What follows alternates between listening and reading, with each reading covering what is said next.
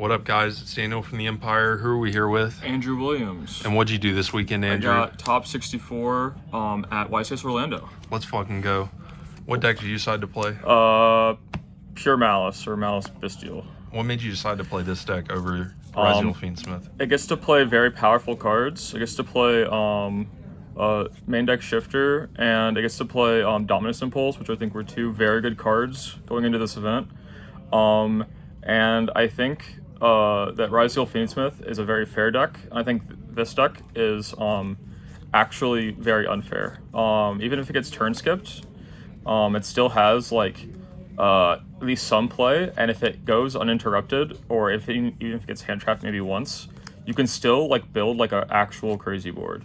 So okay, makes sense. Makes sense. So for the monsters, 3 mouse, 3 rabbit, and 2 chessie. You side out of one of these pretty frequently, and sometimes I side out of this one. Dogscape is something that I haven't seen a ton of people playing, but it makes I'm going for Abao Griffin combos, and this gives you an extra body. And when you're trying to play through boards, you often like use a lot of your names off of Allure or off the field spell, and the actual body off Ransom helps you make like access code. And then the Bestials, which are probably the best cards in the entire deck. Yeah, those cards are nuts. Yeah, I really should have played more. I'm only playing 1 Baldrake, but I wanted to keep the list at 40 because there's a lot of powerful cards you want to see in the deck. But yeah, a lot of the games you win is because like you set up like a half board, and then you Bestial your White Blinder, and you kill him. Then we're playing 3 Shifter. This is a card. I got a QCR style on him. This card is something that I saw some people trying to side, but I think that maining it is just so crazy. Obviously, it sucks if you play against Maliss, but I only played against 2 mirrors the entire day throughout 12 rounds of Swiss. And yeah, it shuts off Fiendsmith stuff, and if you're playing against Raziel, they can only like summon ice, and they have to hard draw sword, which some people are only playing 1 of because they can't use X. And so you just like ash the ice, and then sometimes they'll just pass, but even if they just make Detonator, you're playing a lot of cards in your deck to beat Detonator, and they also lose all their follow-up. And like if it's dead, you can just banish it off Allure.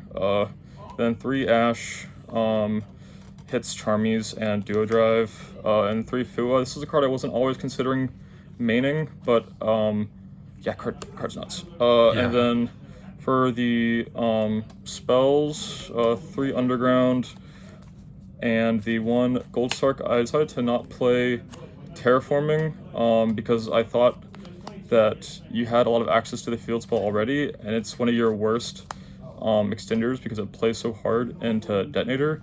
I think if I were to bump this to 41 or 42, that the Terraforming could be good. 3 Allure.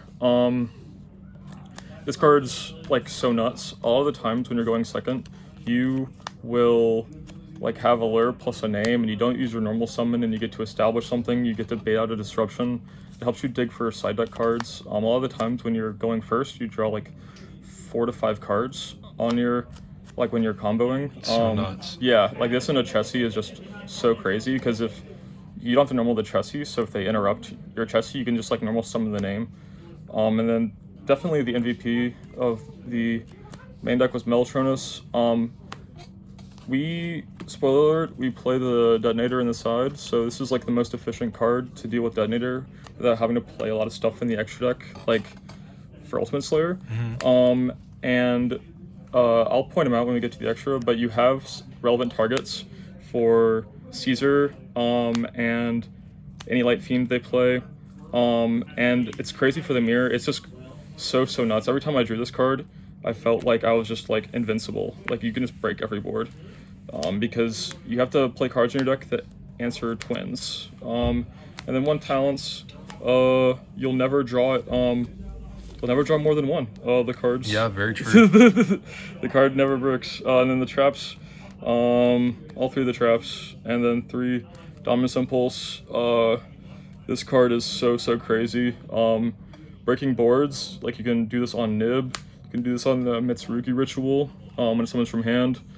You can reset this card. You can set this card off at thrust. Yeah, there was never a point where I was like, damn, I saw Dominus Impulse.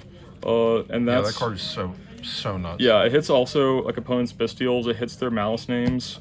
And then the extra deck, we're playing Link Decoder and Lingaribo. Not everybody plays the second name, but it was coming up for the Abao lines because you can end on this as well. So you cut off their ability to imperm Griffin. And then Haggard, IP comes up for Lancia, SP, Splash, and Phoenix for Abao. And then Red Ransom, Binder, which is definitely the best card in the extra deck, and Cryptor. When I was playing this deck before, I didn't really appreciate this card, but this card has an inboard piece with like GWC to summon back White Rabbit to set MTP. Is a ton of like non-targeting banishes, and it's very efficient and it's low committal. Griffin, every time I summon this card, I won. It's also a Light Fiend from Meltronis. Yeah, the card's crazy because you summon it back off of this. So your the board is when you go for these and you have bodies, you link 2 bodies into Griffin, and then Griffin resets GWC, and then you link the Griffin and the Ransom away into this, and then this discards a card, summoning back the Griffin, and then during the end phase this will come back, so you have Griffin plus a pop, which can contest any threat to the Griffin itself, or like contest their like Requiem, for example, if they try to Requiem and then summon a monster under it, or you have like insane follow up because you can summon back Whitebinder or any light or dark monster in your grave. Yeah, you draw a Bestial Impulse in your standby phase. Yeah, you get to hand sculpt too, which is pretty solid because when you're drawing a lot of cards on your first turn, you'll draw a lot of Malice names. So you can put back the Malice names to get actual good cards. And then access code, cards nuts, detonator for Meltronis, and then Typhon was coming up when you get like Lancia. You can almost summon a White Rabbit, set a TB11, and then make this into detonator, and at least like try to clear it.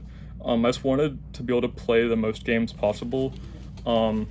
Makes sense. Yeah, but I could see why people would not play this. I saw a lot of people playing Link Spider. Did you ever miss it? No. I played with that card some, and it I think that the advantages of playing this card in your extra deck over Link Spider, like this card just beats out Link Spider for spots. If anything, I would play Firewall over Typhon. Fair enough. And then the side deck, we play 3 of the auto win cards versus Malice, which you have to play. 3 Perulia. I really wanted to respect all the Ryziel decks and Mitsurugi. Like obviously this card is dead in the mirror, but you just side on this card instead. I sided this card in almost every time I went second if I wasn't playing Malice, and I didn't play Malice a lot. So then Call by the Grave for Lancia, and the card's busted, and then Thrust, Sanctum, and D-Barrier. So these are just what you side going first. I sided this in against Mitsurugi a lot because you can call Ritual, and I feel like if they don't have access to the Mitsu cards, then they can't break your board very easily. And this is obviously for the mirror. And something really dumb is that this card just brings back any light monster. So if if you have access to Lancia once, you're gonna get them every turn. And then 3 Strike. This is another card that works under Lancia, and a lot of the times your inboard is like Abao, Griffin, and like 2 or 3 sets. And even if they don't kill you, you GWC summon back Whitebinder, and then you banish all your names, and then you bring them all back on that turn, and you get tons of advantage.